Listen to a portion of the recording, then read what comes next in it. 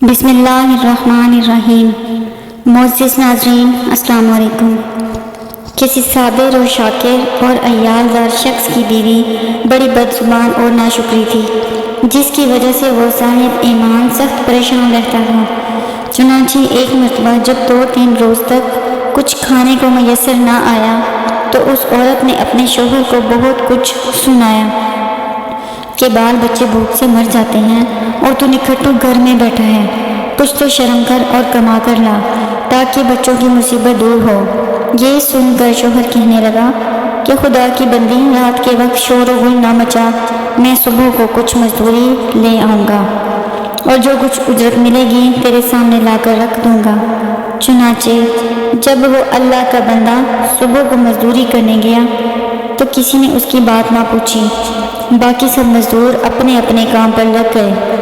جب اس بندہ خدا نے یہ حال دیکھا تو جنگل میں جا کر عشاء تک عبادت الہی میں مشغول رہا اور رات کو چپکے سے گھر میں جا پڑا کہ خالی ہاتھ دیکھ کر خدا جانے عورت کیا طوفان برپا کرے گی۔ صبح اٹھ کر پھر کہیں سے مزدوری کر لاؤں گا۔ رات کو جب عورت کی آنکھ کھلی تو کہنے لگی، میاں اب تک کہاں تھے اور کیا کما کر لائے؟ اس نے جواب دیا، میں نے جس کی مزدوری کی ہے وہ بڑا رحیم و کریم ہے، اس نے کل کو مزدوری دینے کا وعدہ کیا ہے۔ اس پر عورت نے غصے سے کہا، ہمارے بال بچے تو بھوکے مر رہے ہیں اور آپ وعدہ کرتے پھرتے ہیں۔ پھر صبح کو وہ شخص مزدوری کے لیے گیا، مگر خدا کی شان، پھر بھی اس کو کسی نے نہ پوچھا اور وہ مجبور ہو کر اسی مقام پر جنگل میں عبادت الہی میں عشاء تک مصروف رہا۔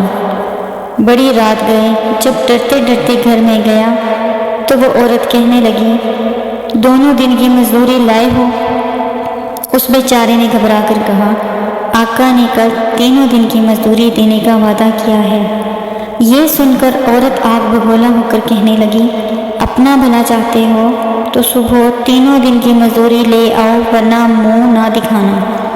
صبح کو اس عورت نے ایک تھیلی اس مرد کے حوالے کر کے کہا، 3 دن کی مزدوری اس میں لے آنا اور خبردار خالی ہاتھ گھر میں نہ آنا۔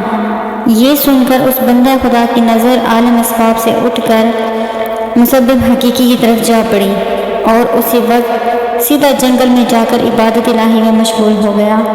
اور بہت رات گئے، عورت کے خوف سے اس تھیلی میں ریت بھر لایا کہ رات اس ہیلے سے گزر جائے گی اور عورت کے ڈرانے کی آفت سے بچ جاؤں گا۔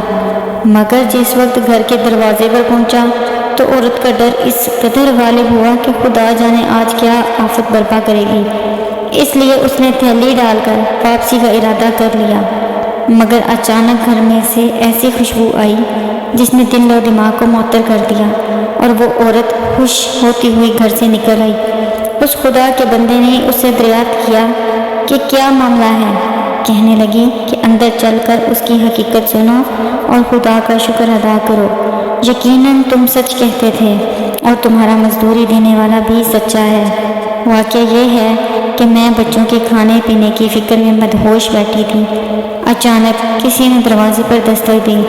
میں نے جا کر دیکھا، ایک سبز پوش سوار دروازے پر کھڑا کہہ رہا ہے، لے اپنے شوہر کی 3 دن کی مزدوری لے لے اور اب اس کو کچھ ایذا نہ دینا اور اسے کہہ دینا کہ جس قدر تو نے مزدوری کی تھی اس قدر اجرت مل گئی، زیادہ کرتا تو اور زیادہ پاتا، آئندہ اس کا خیال رکھنا۔ بس اس نے دے دیا، جس میں 50 درہم ہیں، اور دم بدم اس کی خوشبو دل و دماغ کو معطر کر رہی ہے۔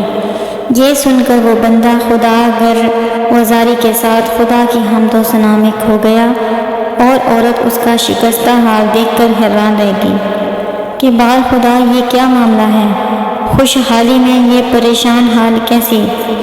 چنانچہ جب ہوش آیا تو اس نے بتایا کہ اے ناشکری عورت، حقیقت یہ ہے کہ 3 دن میں نے کسی کی مزدوری نہیں کی، بلکہ دن اور رات عبادت الہی میں مشغول رہا۔